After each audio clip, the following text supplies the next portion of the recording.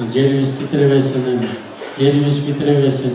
Şunday afatlardan, topon sulardan Kudayız saklasın dep, şu türünü ötközgöndü Sadırlı Hoca Üstadı özü Turağı, özünün adından ötközü öter. Nağın çığırlarının varında özünün aldı. Emin sizlerden biz savurduluklu suranat edip, şu Allah Teala'dan bizden çoğu dua altına bizden hurmatlı kazımız, moldalar, ustalar, canı ustalar.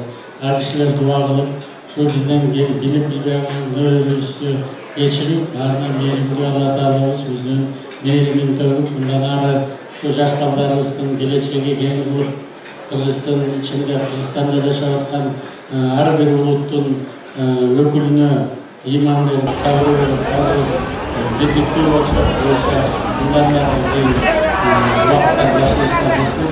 Bundan da başlayışlar sizlerle çoğumuş Allah Teala'da sıradan edip geliyor oturağız. Amançılık olsun, böyle bir saatten bundan da Kudayız saklasın.